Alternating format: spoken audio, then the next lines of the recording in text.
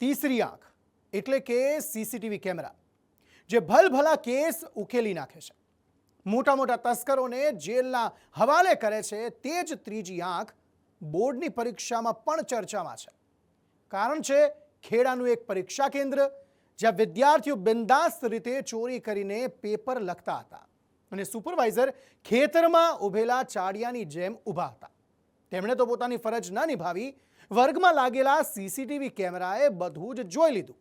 આટલું જ નહીં, સંવેદનશીલ ગણાતું આ ફૂટેજ વાયરલ પણ થઈ ગયું અને આ સાથે જ ઉઠ્યા ઘણા સવાલ અને શંકાઓ. શું છે સમગ્ર કિસ્સો? જોઈએ આ રિપોર્ટમાં. બોર્ડની પરીક્ષામાં ચોરીનો ખેલ, સુપરવાઇઝરની હાજરીમાં કાપલીની આપલે, પરીક્ષાની વ્યવસ્થા પર ઉઠ્યા સવાલ. આ દ્રશ્યો ખેડાના ડાકોરની ભવન સ્કૂલના છે, જ્યાં બોર્ડની પરીક્ષામાં વિદ્યાર્થીનીઓ બિંદાસ રીતે ચોરી કરતા નજરે પડી. છેલ્લી બેન્ચ પર બેઠેલી વિદ્યાર્થીનીઓ એકબીજાને કાપલી આપી રહી છે. જોકે તેઓ કદાચ ભૂલી ગયા કે વર્ગમાં સીસીટીવી કેમેરા પણ લાગેલા છે અને તેમની ગેરરીતિ તેમાં કેદ થઈ રહી છે. આ દ્રશ્યો 1 માર્ચના હોવાનું જણાવાય છે, જ્યારે 10મા ધોરણમાં ગણિતની પરીક્ષા હતી. મહત્વની વાત તો એ છે કે વર્ગમાં સુપરવાઇઝરની હાજરી હતી. વર્ગમાં વિદ્યાર્થીઓની સંખ્યા પણ 30 જેટલી મર્યાદિત હતી. તેમ છતાં સુપરવાઇઝરનું ધ્યાન આ તરફ ન ગયું. આ વિડીયો અત્યારે સોશિયલ મીડિયામાં વાયરલ થઈ રહ્યો છે. જોકે ભવન સ્કૂલના એસએસસી બોર્ડના સ્થળ સંચાલકનો દાવો અલગ છે. તેમનું કહેવું છે કે વિદ્યાર્થીઓ કાપલી નહીં પણ બારકોડ સ્ટીકરની આપલે કરી રહ્યા છે. ના જી, એવું કોઈ ચોરી કરતું કે એવું કંઈ જણાતું નથી. એ છેલ્લે બારકોડ સ્ટીકર કે એવું કંઈક ચોંટાડે છે.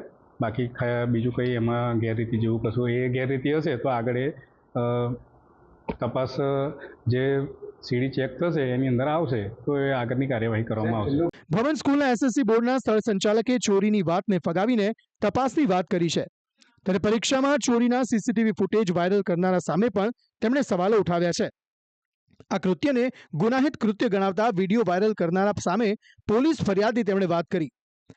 આ વસ્તુ અંદરથી જે બહાર લીકેજ થઈ છે, બરાબર, એ વસ્તુ બહાર ક્યાંય એ બહાર આવી રીતના આપી જ ના શકે. અને જે ગેરરીતિનું છે એ બધું બોર્ડ કે જે તે મંડળ છે, આ જે આગળનું જે છે જિલ્લા લેવલે જે અધિકારી છે અને જે ટીમ છે એને ચેક કરે છે સીડી અમારી.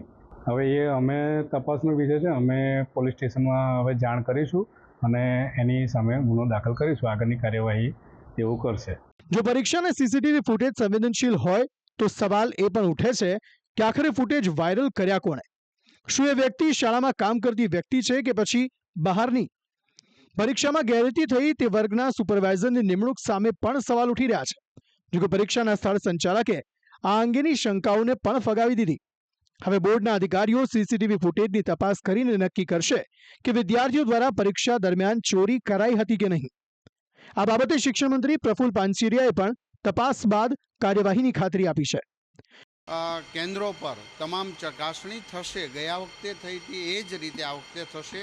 દોષિતોને જે નિયમ પ્રમાણે એ ખમી શકે અને એને સુધારીને પાછા પ્રવાહમાં લાવી શકાય એવી રીતે એમને સજા કરીશું. અને એ કેન્દ્ર પર પણ અમે વોચ રાખીશું. અથવા તો વધુ કંઈ ચોરી કરેલી હોય અથવા તો સામૂહિક ચોરી હોય તો કેન્દ્ર પણ કેન્સલ કરવા સુધીના અમારા નિર્ણયો ગયા વખતના હતા અને આ વખતે પણ. પરીક્ષામાં ચોરીનો આ કોઈ એકમાત્ર કિસ્સો નથી. દર વર્ષે બોર્ડની પરીક્ષામાં વિદ્યાર્થીઓ ચોરી કરતા પકડાય છે. 2024ની પરીક્ષામાં ધોરણ 10 અને 12માં કુલ 453 વિદ્યાર્થીઓ ચોરી કરતા પકડાયા હતા, જેમાંથી 412 વિદ્યાર્થીઓ સીસીટીવીની ચકાસણી દરમિયાન ગેરરીતિ કરતા ઝડપાયા હતા. વર્ગ પ્રમાણે કોપી કેસ પર નજર કરીએ તો ધોરણ 12 સામાન્ય પ્રવાહમાં સ્થળ પર 19 વિદ્યાર્થીઓ પકડાયા હતા, જ્યારે 226 વિદ્યાર્થીઓ સીસીટીવી કેમેરાના માધ્યમથી ચોરી કરતા પકડાયા હતા.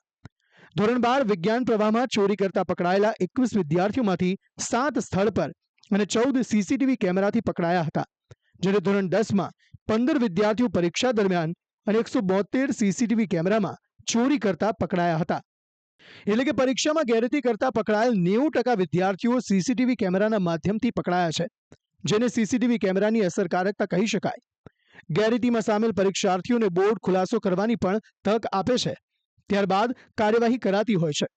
હવે જોવું એ રહેશે કે ડાકોરની ઘટનામાં શું પરિણામ આવે છે.